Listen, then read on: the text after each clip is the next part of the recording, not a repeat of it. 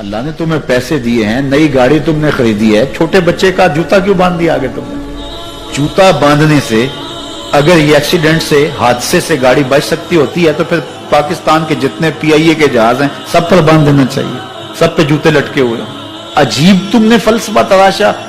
کسی نے جو ہے وہ کالی رنگ کی پٹی باندھ دی نیچے, اس سے اس کو نظر نہیں لگے گی. گھوڑے کے پاؤں کے نیچے جو کھری لگی ہوئی ہوتی ہے, کچھ لوگوں نے اپنے گھروں میں وہ باندھی ہوئی ہوتی ہے کہ اس سے ہمارے گھر کے اندر کوئی مصیبت نہیں آئے گی, کوئی تکلیف نہیں آئے گی. کسی نے ہنڈیا اپنے گھر کے اوپر الٹی رکھی ہوئی ہوتی ہے, یہ ہنڈیا بچا لے گی. اور میاں ہنڈیا کیا بچائے گی تجھے؟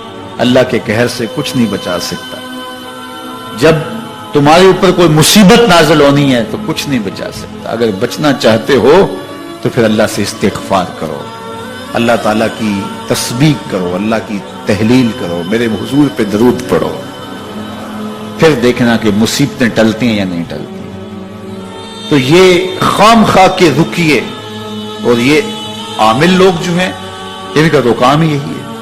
ان کا کام چلتا ہے لوگ ذوف الاعتقادی میں مبتلا رہے اور یہ کہہ دیتے ہیں کہ آپ کے خاندان میں ایک منحوس عورت ہے, یہ اس کا کیا ہوا ہے, تو کوئی نہ کوئی منحوس تو پہلے ہی انہوں نے طے کر رکھی ہوتی ہے, فوراً ذہن وہاں جا کے لکھ ہو جاتا ہے.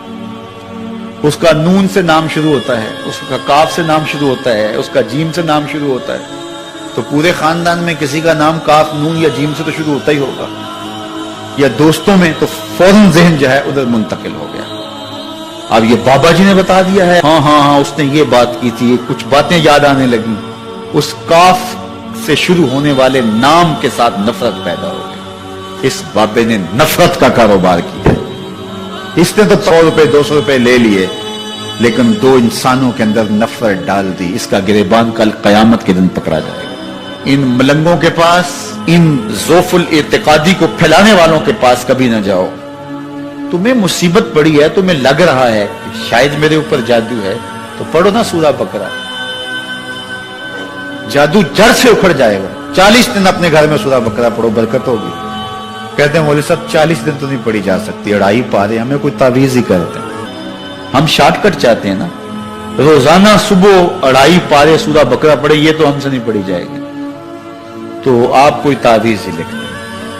کاروبار میں برکت نہیں, میں کہتا ہوں پڑھو نا سورہ واقعہ, 3 رکوع ہیں, برکت ہوگی. ہم کہتے ہیں ہمیں تعویذ ملنا چاہیے, بس وہ ہم گلے میں رکھ دیں, بٹوے میں رکھ لیں, پرس میں رکھ لیں, اور ہمارا کام ہو جائے, ہمیں کچھ بھی نہ پڑھنا پڑے, ہمیں وضو تک نہ کرنا پڑے, نماز نہ پڑھنی پڑے, اور برکت ہو جائے. ایسے برکت تو نہیں آتی. اس لیے چھوڑو ان کی جان, آؤ قرآن مجید پہ آؤ, آؤ سجدوں پہ آؤ, آؤ دعاؤں پہ آؤ.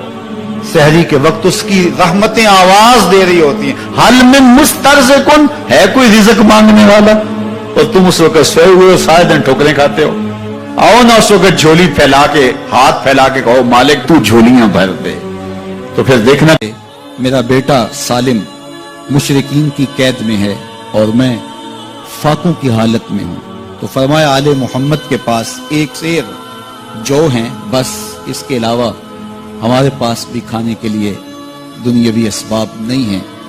کہا صبر کرو اور اللہ سے ڈرو, اور لا حول ولا قوت الا باللہ کثرت کے ساتھ پڑھو. یہ ایسا وظیفہ ہے, ایک حدیث پاک میں آتا ہے کہ یہ 99 بیماریوں کا علاج ہے. اس میں سب سے کم درجے کی بیماری ہم اور غم ہے. یہ دکھوں کا مداوع ہے, مشکلات کا علاج ہے, اور یہ وظیفہ میرے حضور نے بتایا. حضرت ابو ذر غفاری رضی اللہ تعالیٰ عنہ کو حضور نے 5 چیزیں بتائی تھی. ان میں سے 5ویں چیز یہ تھی کہ ابو ذر کثرت کے ساتھ لا حول ولا قوت الا باللہ پڑھا کرو. فرمایا عرش الہی کے نیچے ایک خاص خزانہ ہے, یہ وظیفہ وہاں سے آیا ہے. یہ زندگی میں معمول بنا لو, جب پھنس جاؤ, مشکلات میں آ جاؤ, تو لا حول ولا قوت الا باللہ پڑھو, اللہ راستے کھولے گا. تو حضور نے 3 چیزیں فرمائی, اللہ سے ڈرو, صبر کرو, اور کثرت کے ساتھ لا حول ولا قوت الا باللہ پڑھو. وہ فرماتے ہیں کہ میں یہ عمل شروع کیا, ابھی گھر میں بیٹھا ہی تھا کہ دروازے پہ دستک ہوئی. تو میں اٹھا کہ دروازہ کھولوں, دیکھوں کہ کون ہے. تو دروازہ کھولا, دیکھا میرا بیٹا کھڑا ہے اور اس کے پیچھے 100 اونٹ کھڑے ہیں. تو میں نے کہا کہ تم اور یہ اونٹ؟ کہا مجھے موقع لگ گیا, میں ان کی قید سے بھاگ آیا. وَيَرْزُقْهُ مِنْ حَيْثُ لَا يَحْتَسِبُ، وہ تمہیں وہاں سے رزق دے گا جہاں سے تمہیں گمان بھی نہیں۔ اس کے ہو کے تو دیکھو، اللہ اکبر، اللہ کے ہو جاؤ تو پھر وہ تمہاری ضرورتوں کا کفیل ہو جائے۔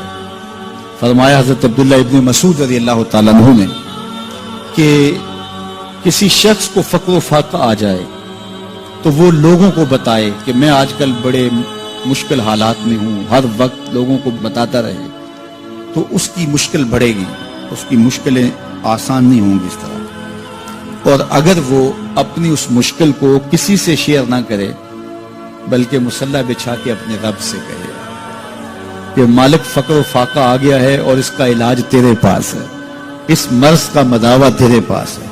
تو حضرت عبداللہ ابن مسعود فرماتے ہیں کہ رسول کریم نے فرمایا جلد یا بدیر اللہ اس کو مالا مال فرما دے گا۔ یہ بھی کبھی کر کے دیکھو، مشکل آ جائے، فاقہ آ جائے۔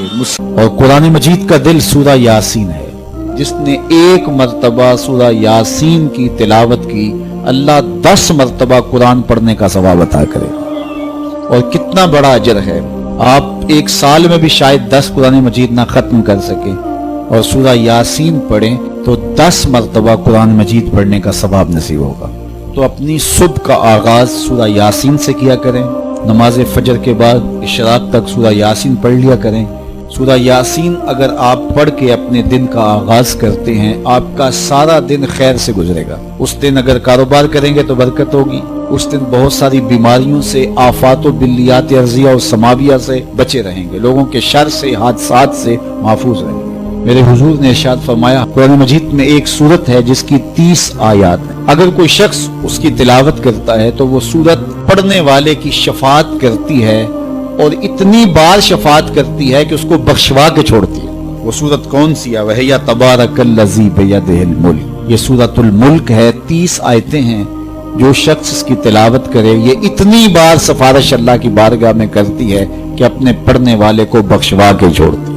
تو اپنے دن کا آغاز سورہ یاسین سے کریں اور اپنی شب کا آغاز سورہ ملک سے کریں۔ سونے سے پہلے سورہ ملک کی تلاوت ضرور کر لیں، انشاءاللہ اس سے رات برکت سے گزرے گی۔ جس نے ایک دن میں 100 مرتبہ سبحان اللہ و بحمدہ پڑھا، کتنی مرتبہ؟